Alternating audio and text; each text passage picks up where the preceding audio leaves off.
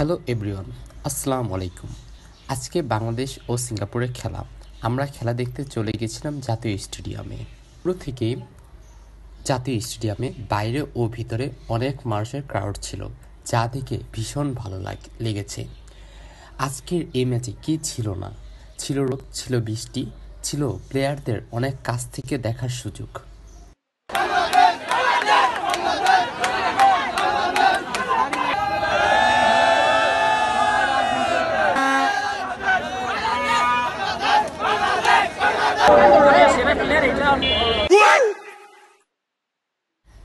খেলা শুরুর 4 ঘন্টা আগে দর্শকদের মাঠে প্রবেশ, মাঠে ঢোকার জন্য দীর্ঘ লাইন, 90 মিনিট নিজের দেশকে সাপোর্ট দেওয়া, বাংলাদেশ বাংলাদেশ বলে জয় উল্লাস।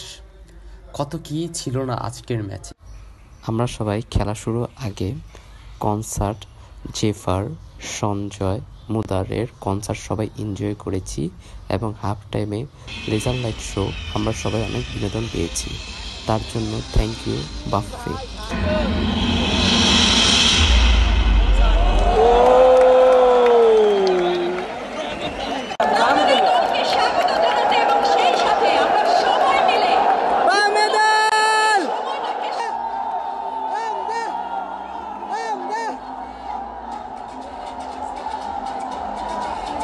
কালকে একটি ঘটনা শেয়ার করি আপনাদের সাথে।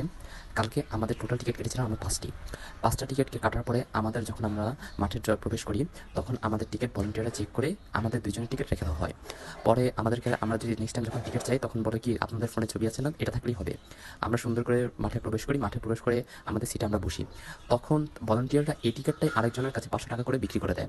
2টা টিকিট 1000 টাকা বিক্রি করে এবং তারা কিনে যখন মাঠে প্রবেশ করে সিট নাম্বার আমাদের এখানে আসে, তখন আমরা দেখতে পারি এবং আমাদের বলে আপনারা আমার সিট থেকে উঠেন। তখন ভাই বলি আমাদের তো টিকিট কাটছি, তাহলে আমরা কেন সিট থেকে উঠবো? তখন তার টিকিট চেক করলে দেখা যায় যে সে আমাদের টিকিটই আবার রিটার্ন কিনেছে। এই কথাটি আমি একটু ভিউয়ার্সদের এবং বাফের দৃষ্টি আকর্ষণ করছি। আপনারা এই জিনিসটি একটু বিবেচনা করবেন, ভলান্টিয়ারদের একটু সতর্কভাবে দেওয়ার উচিত থাকবে আপনাদের জন্য।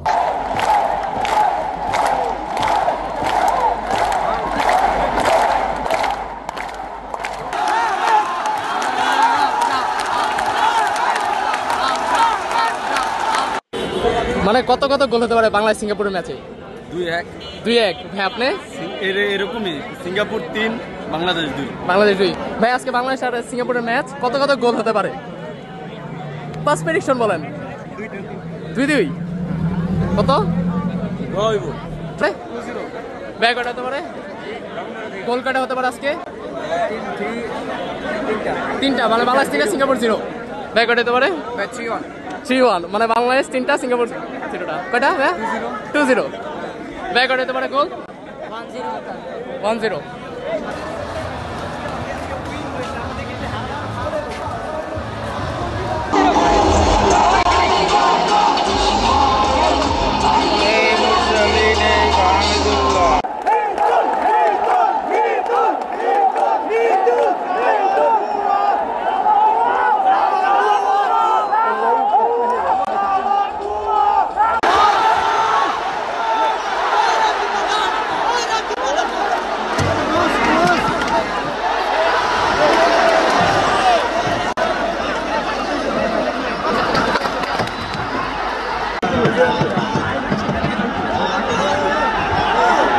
পেনাল্টি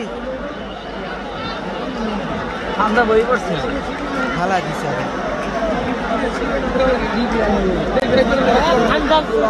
ভাই কষ্ট